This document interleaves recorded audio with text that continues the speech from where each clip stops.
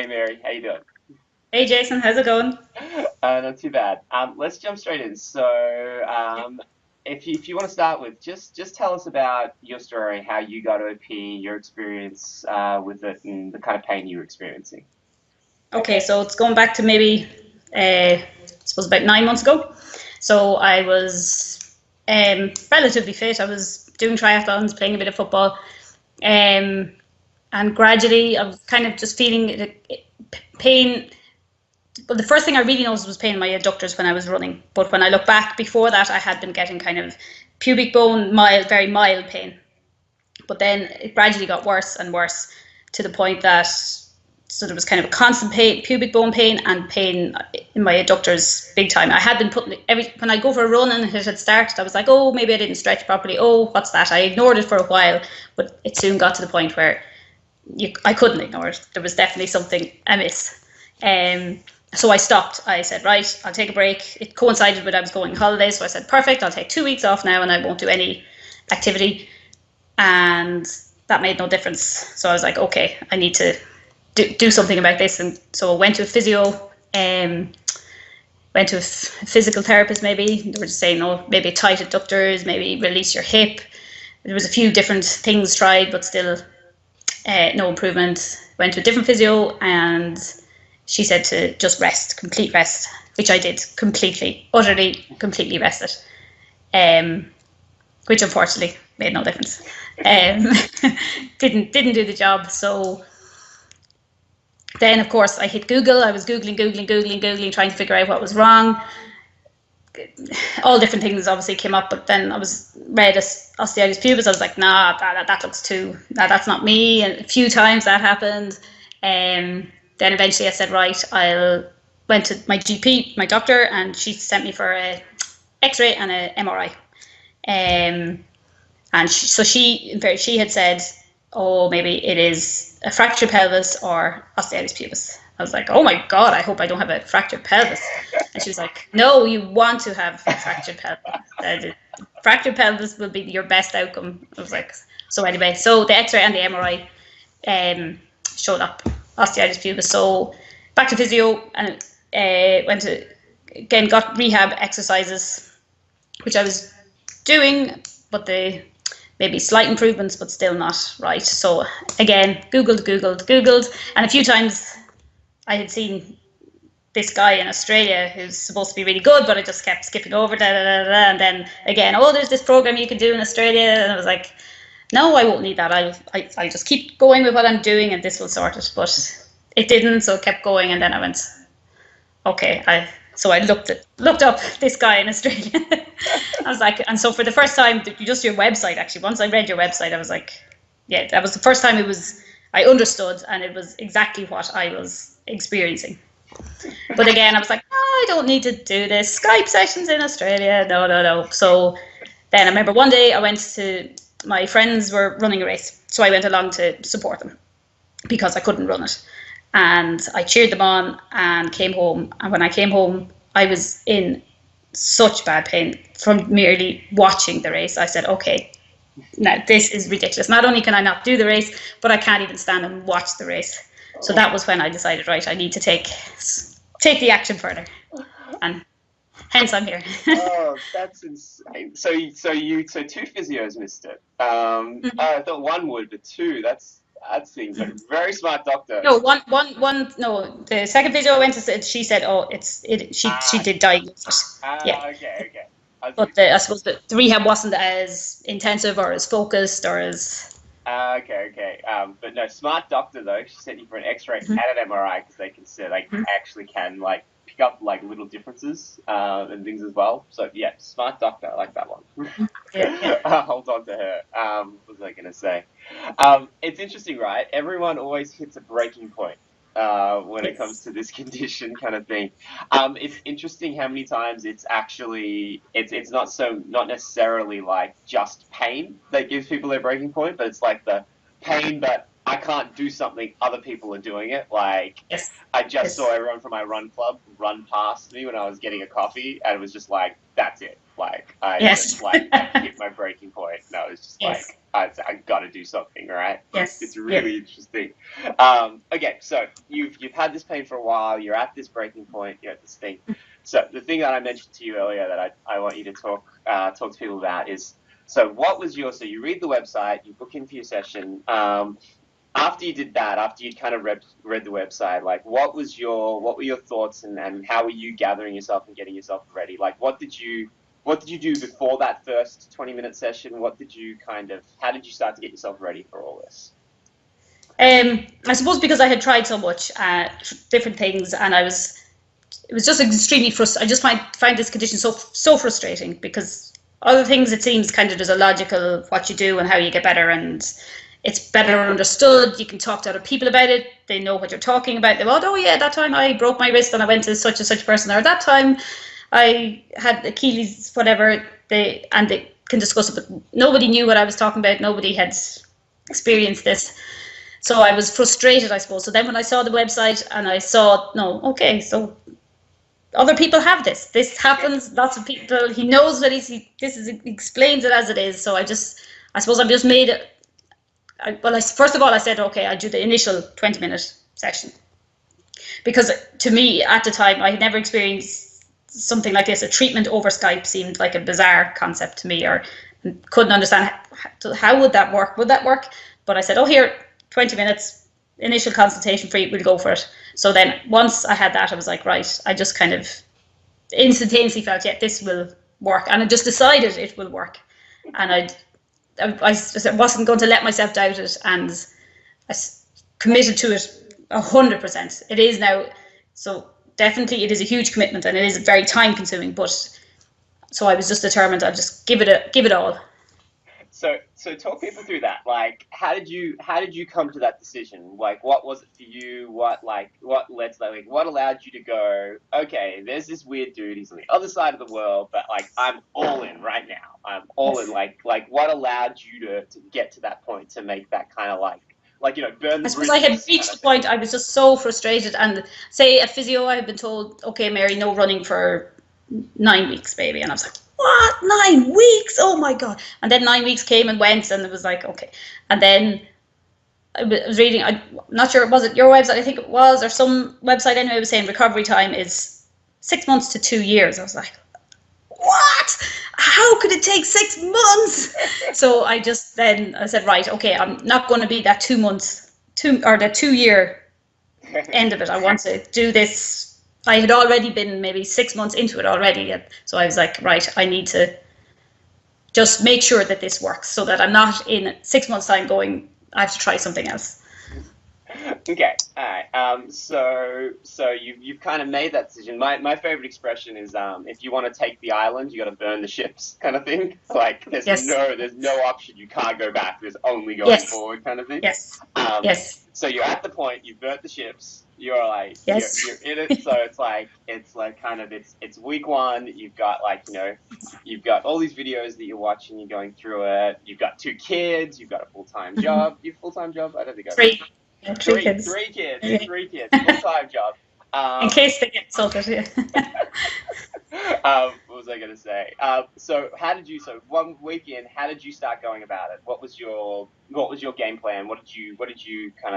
How did you tackle it? And I suppose I just cancelled everything, because I suppose being busy, having kids, there's not all that much time anyway. So in a way, it was a blessing that I was in such pain, or had it bad enough that I couldn't do any other activity. So there was no other distraction. I didn't go, oh, well, I actually want to go swimming today, or I want to do this today. It was just, okay, this is it. This is all I'm doing, apart from obviously the work and kids and stuff. So it is time consuming. But I suppose I just completely 100% focused on it.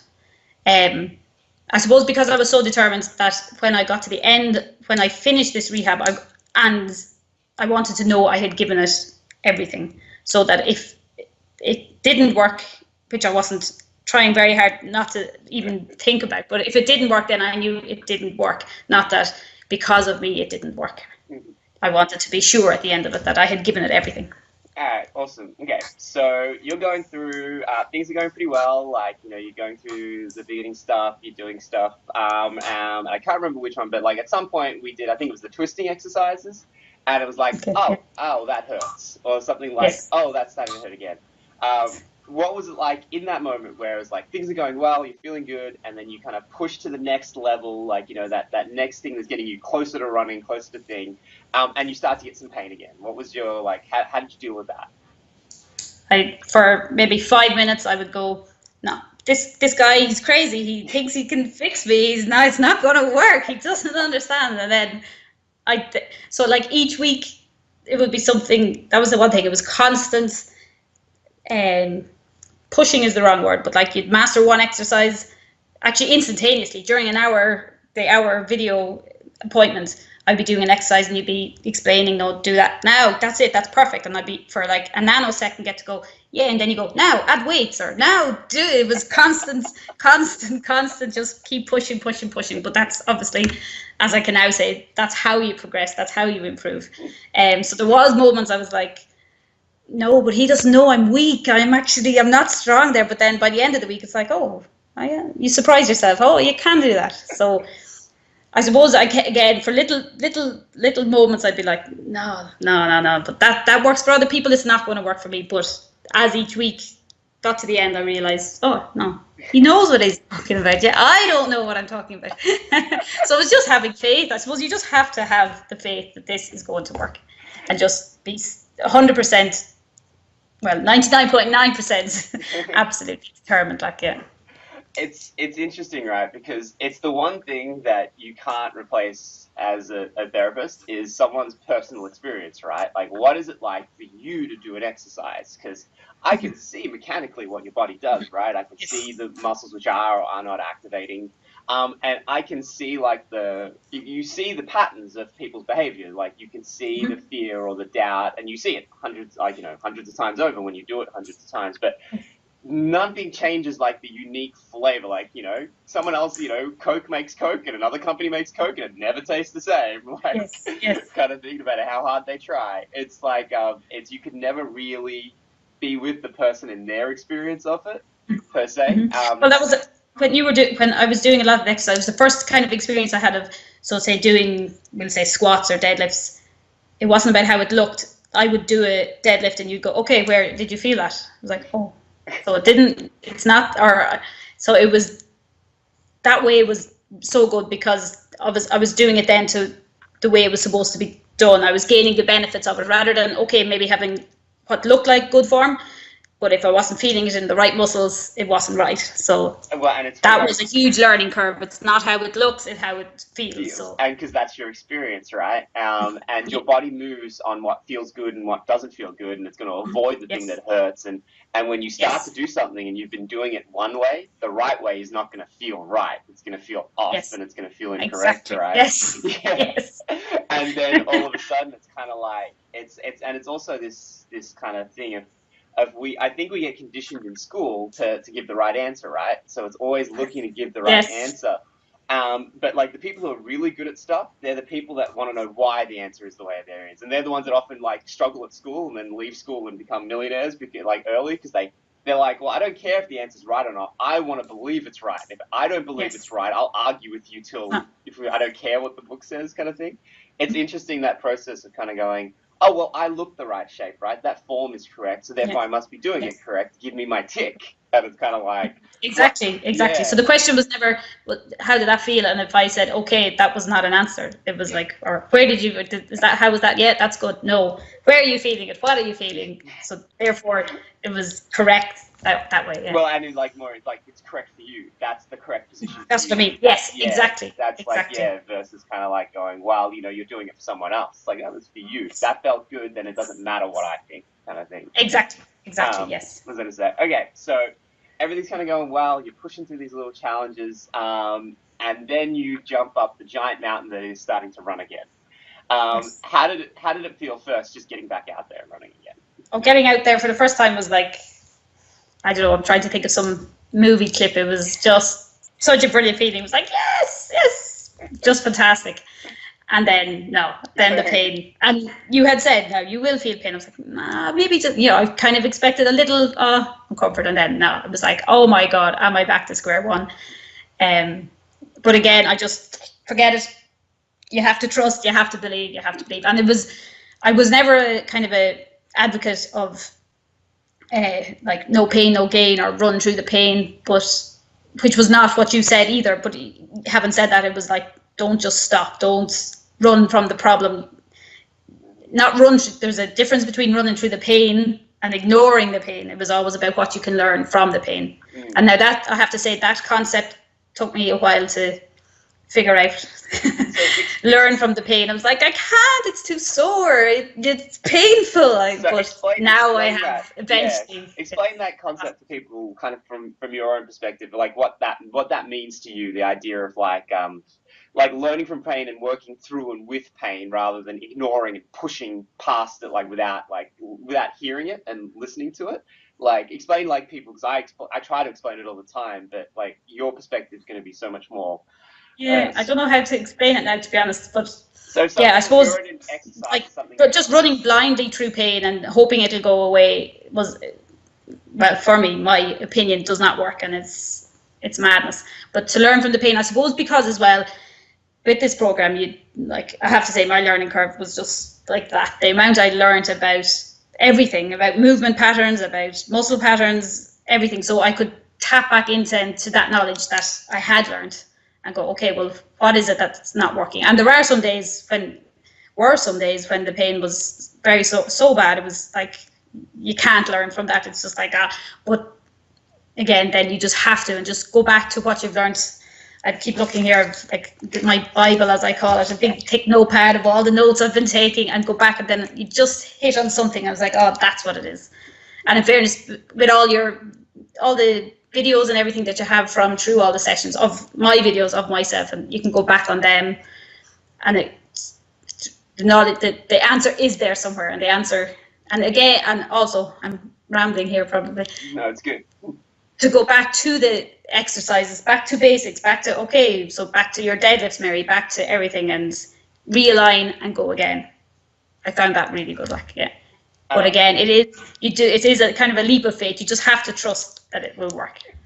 It's an interesting process, right? That idea of going, okay, cool, I ran, it hurt, I can go back to the things I'm good at, get myself happy again. Yes.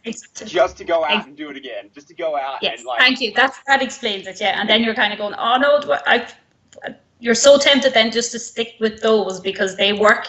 You're comfortable, and you have this fear, okay, I go running again and I have the pain back again. But you have to just keep doing that. Repeat, doubt, repeat, do it again, and then you can do it. Yeah. And I still think it's still a work in progress, definitely. Like, do you know what I mean? I'm still very much, I know I'll go, if I run far, I'm still not nowhere near back to the running that I was doing, but I think I'm back to the point where I firmly believe, not 100% believe, that I will get there now. It's just a matter of, again, going out, coming back to what you're good at, keeping going with the rehab. I kind of feel now I have the tools to manage this and to completely knock it on the head. Well, and it's funny because it's this constant idea, right? Like, nobody knows where they're at in terms of like the degree of dysfunction in that area and how strong they need to be to never feel that again. Like, for some people, it might just be there, and so if they get strong enough to lift a certain amount of weight and to do a certain amount of exercises, they may never feel the pain again because it's just like they're so far ahead of it, and like the pain wasn't that bad. And then for other people, like, it's always just under the surface, like the dysfunction was so bad that, and it's like, and people want exact answers, like, when I'm able to do this exercise, when I'm able to run this amount of Ks, I must be better. Like, when I'm able to sit all day and I don't feel pain, that must be. And it's like, oh, no, it's never like that. Like, it's never black and white. You go and have a fight with your boss at work, and that makes you feel upset, and then you tighten up your muscles, and all of a sudden the pain's there. Like, there's no rhyme and reason. Well, there's a rhyme and reason that's too complicated to ever understand.